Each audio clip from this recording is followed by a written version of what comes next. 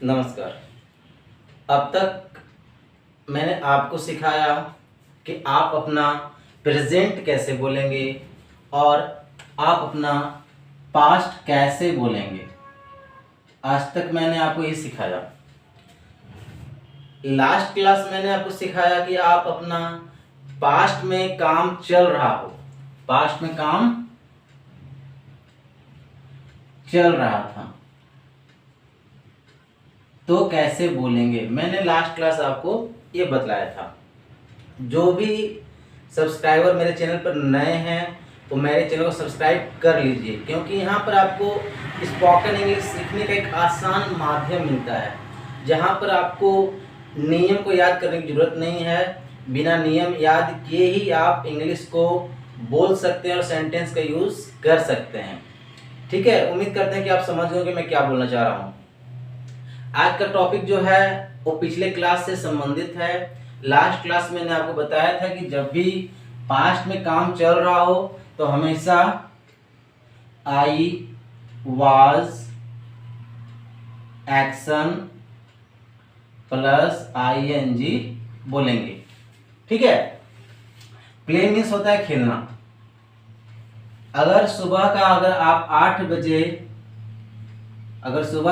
बजे आप ये काम कर रहे थे तो कैसे बोलेंगे? I was playing. ठीक है। अगर ईट वाला काम कर रहे थे तो बोलेंगे आई वॉज ईटिंग। डांस वाला काम कर रहे थे बोलेंगे आई वॉज डांसिंग। टीच वाला काम कर रहे थे बोलेंगे आई वॉज टीचिंग।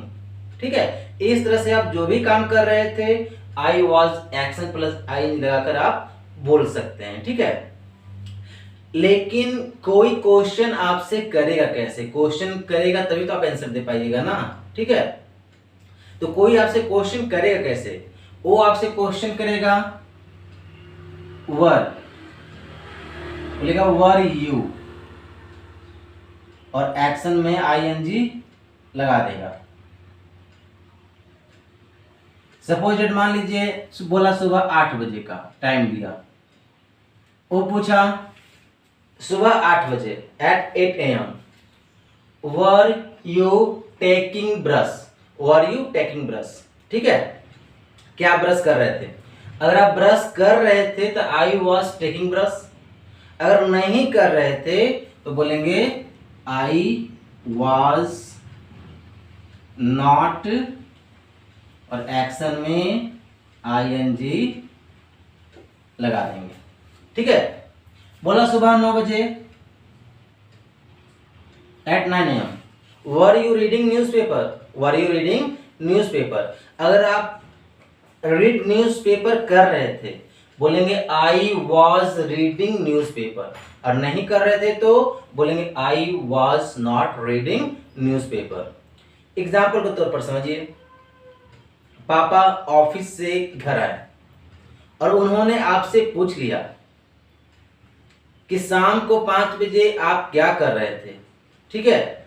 उन्होंने पूछा वर you playing, were you playing in field. अगर आप खेल रहे थे तो बोलेंगे I was playing in field. नहीं खेल रहे थे तो बोलेंगे I was not playing in field. ठीक है। अब अगर बात करें थर्ड पर्सन की, ठीक है, तो थर्ड पर्सन के लिए कैसे करेंगे? कोई आपसे थर्ड पर्सन के लिए क्वेश्चन करेगा, बोलेगा वाज ही एक्शन प्लस आईएनजी। ठीक है। पापा ने आपसे पूछ ला were you playing, were you playing. अगर आप खेल रहे थे तो क्या बोलोगे? I was playing. और नहीं खेल रहे थे तो आई वॉज नॉट प्लेइंग। अब आपके पापा आपसे कंफर्म होना चाहते हैं कि आपका छोटा भाई रमेश खेल रहा था कि नहीं खेल रहा था।